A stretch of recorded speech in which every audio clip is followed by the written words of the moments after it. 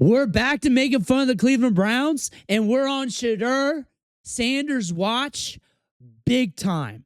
We're on Get Well Soon watch for the Hawaiian Leprechaun because we're not going to stay negative on that. We're going to boost him up as well, but this is a big week. There's a lot coming out, and I might have to double tap videos every day for the rest of the week here because there's so much to cover and things are coming left and right, and I got other things I want to talk about, but I can't cram it in. Before we dig in, though, you need to click that subscribe button right now because we're keeping you straight with these quarterbacks, and we've been doing this since May on this quarterback competition here, whatever you want to call this fiasco with the Browns. We've been cracking jokes on Stefanski, Barry, the leadership here on Cleveland, making fun of their moves. We've been watching Shedeur. We've been watching Gabriel. We've been showing practice clips in the summer, what we can possibly throw out during the season, and we got everything here for you to consume. Click that button. Stop missing out. But I'll definitely say this, going into week 12 here against the Raiders, compared to what we saw last week, he should be much improved. I'm expecting that. I'm expecting him to be much better than what we saw on Sunday, and I'm expecting him to make some plays. Stefanski made it official. Shedeur Sanders will start in Las Vegas. Boy, I'll tell you, there aren't a lot of 2-8 football teams worth watching. The Browns, Chris, are worth watching Sunday. Yeah, they are. Do they have one of the biggest stars in the league starting his first game at quarterback? Yes, they do. Do they have the best player in the league on the other side of the ball? Yes, they do. I expect Shedeur to look much better. I do. I expect the problem is, Chris, the offense is crappy. The design is crappy. The offensive line is crappy. There's no receiver. It's crappy offense. Still, Shedeur will overcome this. And I guess I could tell you right now, I'm picking the Browns to win on Sunday. Don't let them gaslight you either. Don't let big media gaslight you. ESPN, all those big hitters, because it's situational here. It's context to context, team to team. Those first team reps mattered. You had a small rookie quarterback here learning the NFL game who has been playing awful, who's been taking a lot of hits. You didn't prime up your backup. They did not have an insurance policy in place last week. They had their house on the edge of the river with no homeowner's insurance. Second game of the season, my rookie year, Josh McCown broke his collarbone, went into the locker room, came back out and played that game. You know what he told me? Honest to God, after the game ended, he looked at me and said, I finished this game because I didn't want to put you in a bad situation. And I promise you, you can ask Josh McCown, that is 100% truth. I remember going up to his kids and said, your dad's a hell of a player and he's also a hell of a human being. But he said, I didn't want to throw you as a rookie into that situation. You were scared, Cody? No, I wasn't, but no, I was ready. You like when they thanked his kids. No, hell no, bro. Thank y'all, man. Your daddy, like, hey, I appreciate y'all, daddy. But them lights are getting brighter and brighter. So Josh goes down, he goes inside. Sure enough, Joe, our trainer, comes up. Cody, you're up. Oh, here we go. Hey, I get the ball. I'm throwing. He comes running back out. Everyone's cheering. Oh, he's going back in. Okay, cool. Take my helmet. I sit back down. Next series, gets hit again. It comes off. Get your helmet.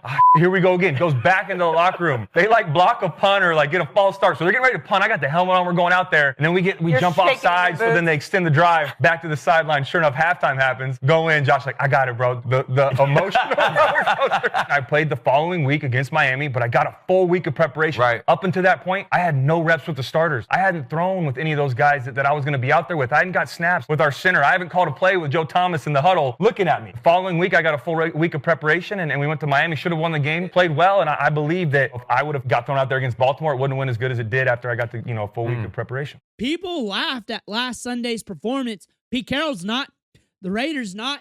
They got to get ready, and they only got limited tape. They got what they got on Colorado and last week on Shedeur. Shedeur, who's just got good athletic ability, as you look at both these quarterbacks and how your coaching staff's going to prepare. I've watched those guys a lot, and in going through the draft and all that process, we were, we zeroed in on those guys. So I know Dillon well, and Shedeur has had a tremendous background of success and all. I know he struggled a little bit the other day, but we've got to know because they're really different players, and they played kind of with a different mentality and all of that. So we'll have to get adapted on. Again, don't let the failed backup quarterbacks and the old boomer quarterbacks gaslight you. I was stunned to hear Kevin Stefanski say after the game, those were the first reps taken the entire year with the first-team offense, practice or game. Yeah. How? You would think But- over the last few weeks he would have done that, especially when you have Bizarre. a quarterback who's small Bizarre. and gets, This is a great matchup for him. The Raiders are a little bit softer against the pass. In fantasy football scoring and PPR, they're allowing around 20% more PPR points per game to wide receivers, and they are allowing wide receivers to at least get to fairway every single game. So this should create some good balances here for Shedeur Sanders to attack. We haven't seen him ever play a whole game, right? In preseason, he had a couple quarters, and then 2 quarters last week. So I'm interested as much as anyone, and I'm expecting much improvement over what we saw against the Ravens. It's an easier opponent. It's a good venue for him to be on the road. There'll be Browns fans there. He'll feel that energy, and it's a very beatable opponent. So I look forward. I think it's going to be a fun day. I think you're going to get something similar to the Panthers game here. I think that's what we're going to get. Like, I think we're going to give something for the haters to chew on. Like, he's not going to be perfect, but I think you're going to see him come out and make some big throws. I think he's going to lead this team. I think he's going to look solid. I'm actually feeling very good, very encouraged about this week going in. I think this is a fair matchup. I like that he's on the road against the Raiders. I think that's a good place for him. So how do you think Sunday's going to go for him? I think it's going to go well in some spots, and I think there will be some mistakes. My whole thing with Shedeur for this Sunday is that I think he's going to have to play within himself and not try to be legendary in this game, not try to do too much and prove to the world that he should have been taken in the first round or that he should be the Browns starting quarterback for the next 100 years. He's got to try to just manage the game to the best of his ability and not try to go nuts out there, because that's when he's going to run into problems. That's when he's going to press. That's when he's going to retreat and revert to some bad behaviors. So they have to find a number of things that he can do well and feel good about. And even if that involves getting some of his hungry dog guys a little bit more involved, so be it.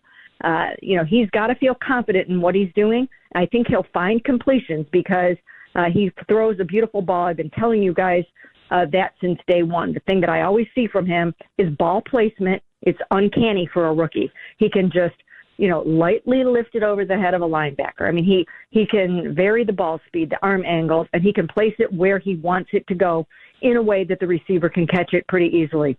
And I think there's a lot to be said for that. That takes a long time usually to learn in the NFL, and he brings that naturally. And I think that, therefore, when he gets down into the red zone and the end zone, that he should be able to throw some touchdown passes. There's a chance that even if he plays well, that Stefanski goes back to Gabriel. We saw what Stefanski does. He's shown his hand to what he likes, what he does, who he is, and I can't take that realm of possibility out away. Like, I just can't. Like, he does have an over-infatuation, and like I've been saying about that sunk cost fallacy with this staff, leadership, ownership, whatever, like, they're not quick to move on. Like, they're not quick to move off. And that could be the case. I am just pumping the brakes for you because there's a reason why the Browns have started 42 quarterbacks since 1999. Well, a Sunday make or break for Shedeur Sanders. No, not at all. I really do not believe that. I think it's a great, great opportunity for him to go out there and build on what he did versus the Ravens and have an opportunity to maybe get another start after that. But I don't think it's make or break by any stretch of the imagination. So if he goes out there and he doesn't play very well or the offense struggles like they've been, say he has a Dillon Gabriel game. Dillon Gabriel hasn't been very great. Does he get the start next week against San Francisco? It depends on a couple of things. First of all, has Dillon Gabriel been cleared from the concussion protocol? Once that happens, then the Browns have to decide, is it time to go back to Dillon and let him finish what he started? And I know they wanted to see him for a few more games. Or is it time to see if Shedeur can build again on what he did? And if he has a Dillon-like game and improves on the Ravens game, then I personally think that he would deserve to keep that going a little bit and start another game or another couple of games and let him have his string. I don't think that means that you can't go back to Dillon at some point, because I still think that you need to see some things from him, especially with Tommy Rees calling the play. But overall, I'm feeling very good about Shedeur Sanders going in this week up against the Raiders. I think it's a good matchup. I think he's at least going to be better than what he was last week. I think there will be some blips, and that's going to be great for the haters. I'll give them something to chew on. Let them be. Let them be. But you're also going to be looking at this, too. Like, we're going to see that arm come out, and it's going to give the Browns fans a little bit more hopium. I think one thing that is not being talked, I don't think even at all, is this is a very critical game for Browns history. For Browns history. And really, when you deep dive this has to be its own video probably now, because this is late in the video. But they got so much invested in Deshaun Watson. Like, that is a load on the cap, where they can't really make too many other big plays, or it offsets the rest of the cap. And then on top of that, like, you have 2 first-round picks. One could definitely go to a quarterback, and you're in position to do that. However, you came into this offseason with 2 rookie quarterbacks, which, to somebody looking from the outside in, that seemed like showing your hand that you want a competition between 2 young guys to see if you get a future out of them, because you had Deshaun Watson here being a load on the contract and not giving you what it's worth. You did not buoy that competition, but we also seen the hand of one quarterback that he's not it for sure, and that's Dillon Gabriel. We got our second quarterback here. If you can get one of those guys, which now by default it has to be Sanders, because Gabriel already showed that he can't tap into his upside. If you can get Shedeur Sanders to tap into that upside, you got a quarterback here on a 5th-round contract. 5th-round contracts with 2 first-round draft picks, a busted offensive line, a wide receiver depth chart that just needs reworked, and you don't have the space that you want because you have Deshaun Watson sitting there. And you don't really want to go to Deshaun Watson. You know in your heart of hearts that the next thing is probably a younger quarterback for the long term. Like, that's the thing. Like, you're not going to catch anybody in free agency. Nobody's going to let a stud quarterback walk. It's going to be hard for you to get lucky. It's going to be hard for you to do that. So really, in your heart of hearts, like, for the Browns, this is huge that he plays well. Like, he's got to play really well because they are stuck on Dillon Gabriel. They are stuck on Dillon Gabriel. He's got to play really, really well this week, and he's got to do that for a number of games. Another thing that you got to think about, they're cleaning house this offseason. They're cleaning house. Barry's gone. Stefanski's gone. If they're all still here, then that's a whole different story with all this coming in. Like, it's going to be really weird going into 2026. Like, with so much heat in the media, I just can't see, and with this record this year, last year, that this stays together. Like, it has to clean house.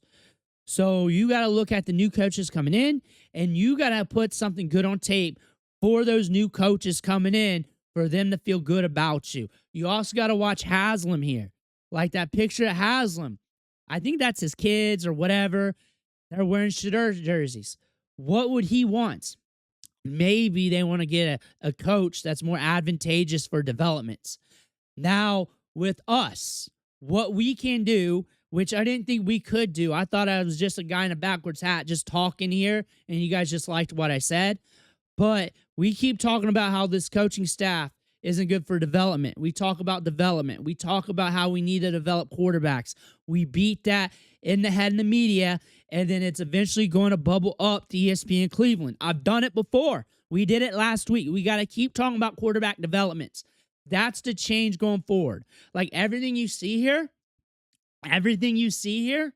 like, it does not matter if they bring in a staff here that's not attuned for development, and they're here for win now, and they're here to move and shake. And they're not in for Shedeur, they're not in for the backups. They're here to get the new quarterback in, and that's their guy, and they're not worried about the last regime's players. Like, you need to really stress competition. Like, whoever they draft needs to come in and have competition. You have 2 young guys here on the roster. There's a chance they bring in another vet here. Like, other staffs want vets. That's just, it is what it is. I mean, you have 32 teams in the league. You have 32 plus coaches out there that are random possibilities here. More than likely, they're going to want to vet in there. More than likely, the bridge. They want to keep their job. They don't want to be fired after a year or two. So they're probably going to do that as they're trying to develop these young guys. Stefanski, the rumor with that is that this was supposed to be Shedeur's redshirt year. I understand if you said that back in April, May, after the draft. I can understand that. Given context to the timing of that, I can understand that statement. I do not understand that statement in July after we saw Dillon Gabriel suck balls in practice after day after day after day.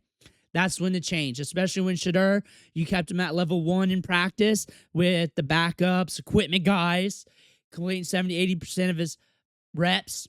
Obviously, he was destined for more to push development, and we're seeing trickles of that. We're seeing trickles of that. Like working a little bit behind the scenes, saying you're doing a little bit extra. Like that wasn't even brought up until you're pinpointed to say it. So how can we believe it when what we saw is what we saw? That's the thing about this. But I'm feeling very good going into this week. Just enjoy it. Enjoy the ride. Enjoy the ride. Again, don't make an idol out of this. Just enjoy it. He's got his purpose. He's a good kid. He's going to do good things no matter what. And he's got a lot of talent. He's going to push it downfield. He's giving this team a lot of hope for this week. This is going to be the most watched game or one of the most watched games of the week. And it's because of him. And he's got a lot of talent. And this has been a weird scenario unless I'm wrong here, but I'm pretty sure because we saw what we saw from the staff for months now. People trying to brush it under the rug.